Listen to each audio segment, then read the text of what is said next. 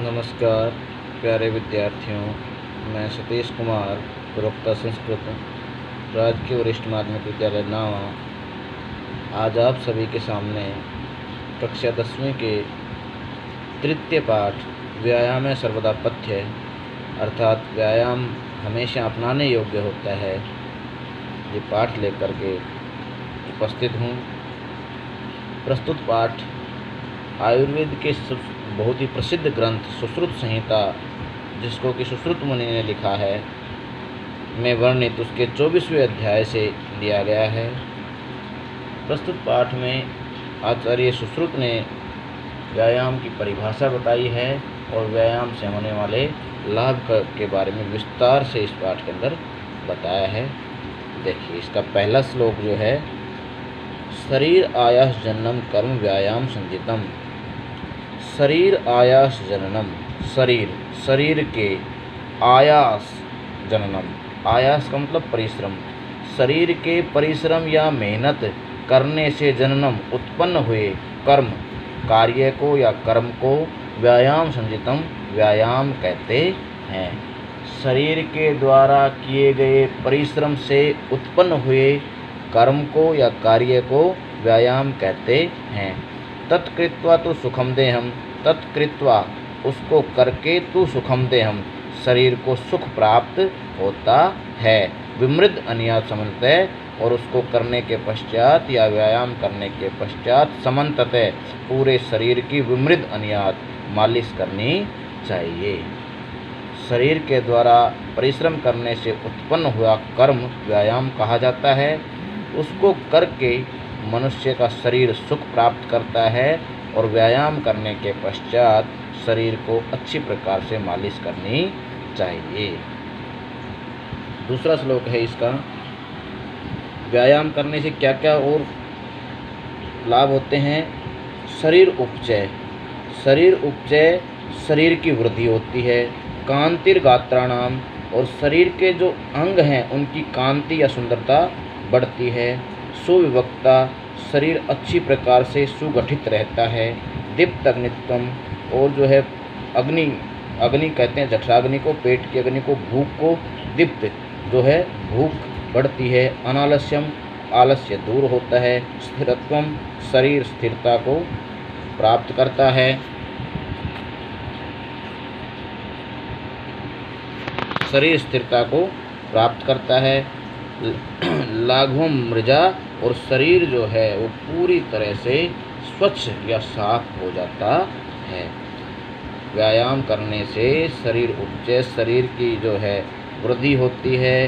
कांतिर गात्राणाम, शरीर के अंगों को की कांति या सुंदरता बढ़ती है। सुविवक्ता, शरीर जो है वो अच्छी प्रकार से सुगठित रहता है, शरीर का सौंदर्य बढ़ता है। दीप्त अग्नित्वम, पेट की अग्नि या भूख बढ़ती है। अनालस्यम, आलस्य समाप्त होता है। स्थिरत्वम, शरीर बिल्कुल स्थिर हो जाता है।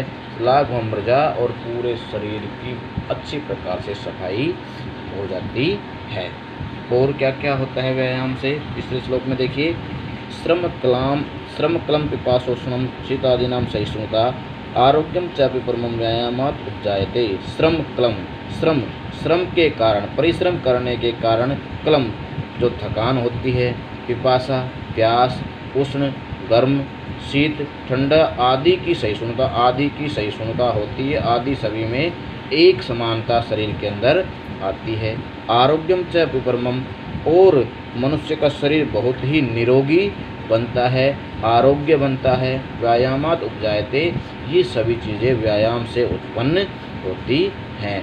व्यायामात् उपजायते, व्यायाम से श्रम क्लम पिपासोष्णम नाम सहिष्णुता, परिश्रम करने के कारण उत्पन्न हुई थकान, पिपासा प्यास, उष्णता, शीतादि नाम गर्मी और सर्दी के अंदर एक समानता, एक रूपता।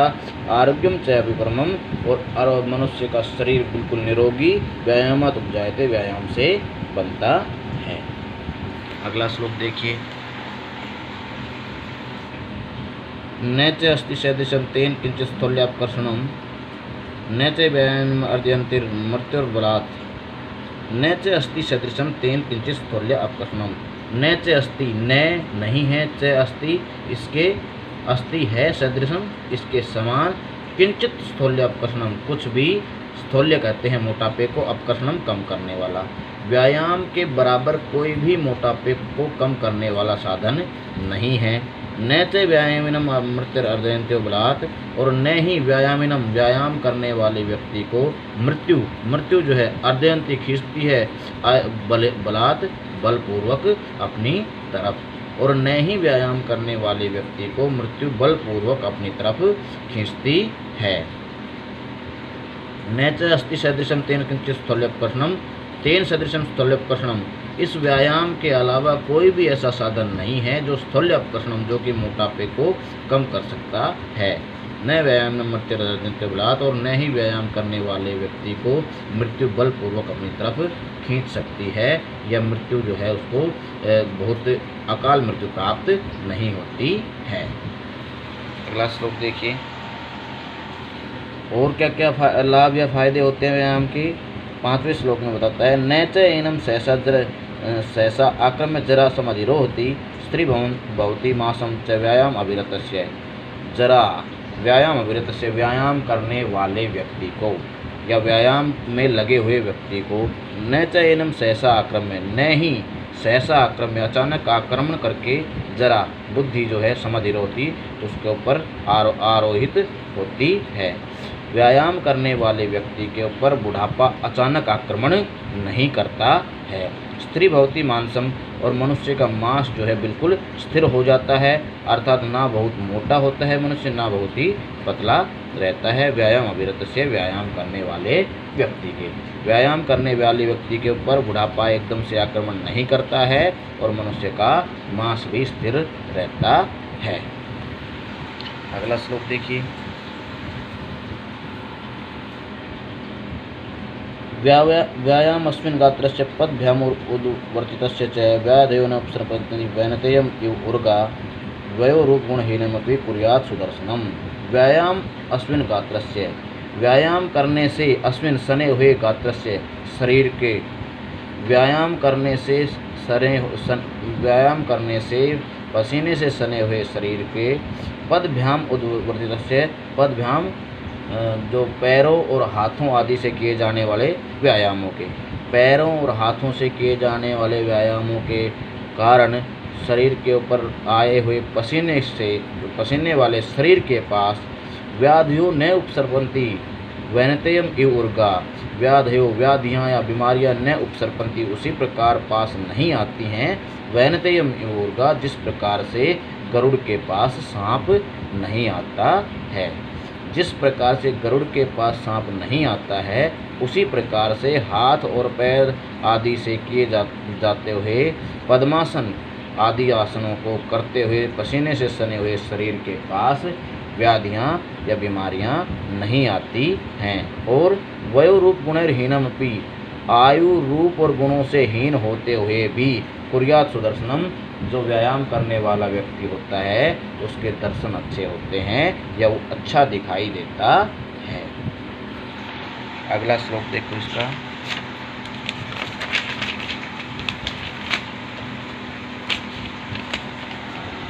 व्यायामं कुर्वतो नित्यं वृद्धमपि भोजनं विदग्ध अविदग्धं वा निर्दोषं परिपच्यते।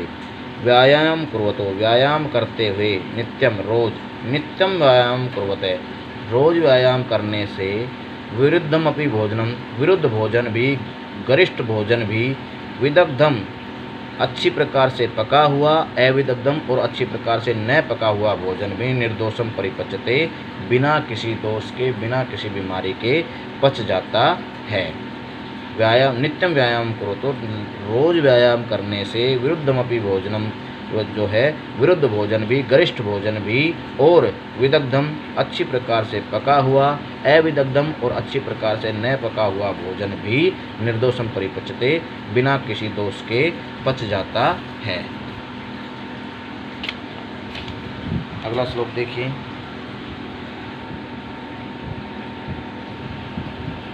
व्यायामो ही सदा पथ्यो बलिनाम स्निग्ध भोजिनाम न च शीते वसंते च तेषां पथित में समृत है।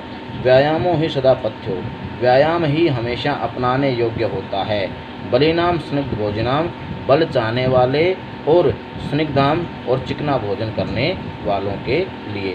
चिकना भोजन करने वाले और बल चाहने वाले लोगों के लिए व्यायाम ही हमेशा अपनाने योग्य है। स शीते वसंते च, वह शीत ऋतु में भी वसंत ऋतु में भी तेषाम पथ्यतम स्मृत है। वह चाहे शीत ऋतु हो चाहे वसंत ऋतु हो, वो हमेशा ही पथ्यतम स्मृत है, अपनाने योग्य कहा जाता है, अपनाने योग्य बताया गया है। बलिनाम स्निग्ध भोजिनाम, बल चाहने वाले और जो है चिकनाई से युक्त भोजन करने वाले लोगों के लिए व्यायाम ही सदा पथ्यो, व्यायाम ही हमेशा अपनाने योग्य है। स च शीते वसंते च तेषाम पथ्यतम स्मृत है, और वह शीत ऋतु में या वसंत ऋतु में भी हमेशा अपनाने योग्य बताया गया है, अर्थात व्यायाम हर ऋतु में करना चाहिए। अगला श्लोक देखो।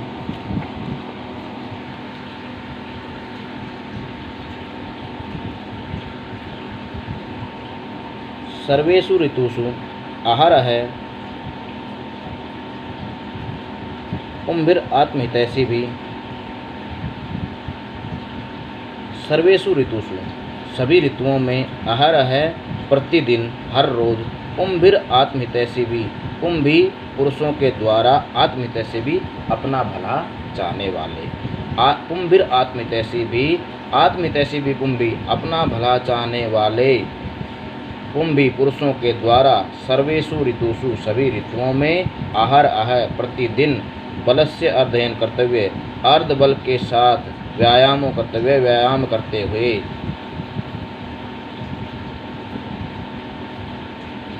अर्ध बल के साथ करणीय व्यायाम में व्यायाम करना चाहिए।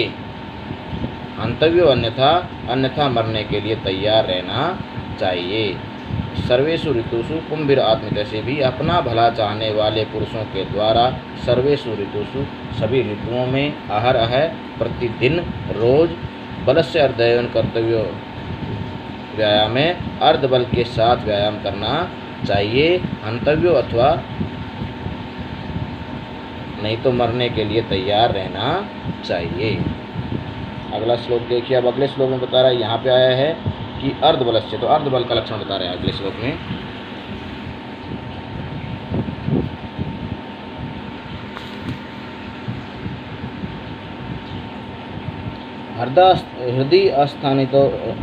हृदय स्थान आस्थितो वायुर्यदा वक्तं प्रपद्यते व्यायामं कुर्वतो जंतु तद अर्ध बल से लक्षणम। व्यायामं कुर्वतो, व्यायाम करते हुए, हृदय स्थान आस्थितो, हृदय के अंदर स्थित वायु जो है हवा, यदा वक्त्रम प्रपद्यते, जब मुख के अंदर प्रवेश करती है, मुख के अंदर पहुंचती है या मुख के द्वारा बाहर आती है, तद अर्ध बल से लक्षणम, तो उसे अर्ध बल का लक्षण कहा जाता है।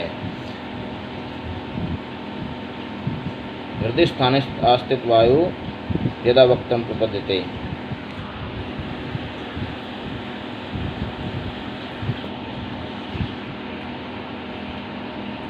व्यायाम करो, तो व्यायाम करते हुए, हृदय स्थान स्थित वायु, हृदय में स्थित वायु जब वक्त्रम प्रपद्यते, जब मुख के अंदर प्रवेश करती है, पहुंचती है, तद जंतुओं के अंदर, तद अर्ध बल से लक्षण, तब उसे अर्ध बल का लक्षण कहा जाता है।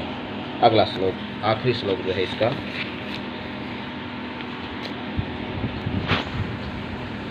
वयो बलम अपि देश काल अस्नानि च समीक्ष्य कुर्यात् व्यायाम अन्यथा रोगम आपनुयात्। वयो बल शरीराणि, वय आयु, बल शरीराणि और शरीर, देश काल असनानी, देश काल और असनानी और भोजन की समीक्षा कुर्यात्, समीक्षा करके व्यायाम करना चाहिए। अन्यथा रोगम आपनुयात्, नहीं तो रोगों से रोगी होने के लिए तैयार रहना चाहिए।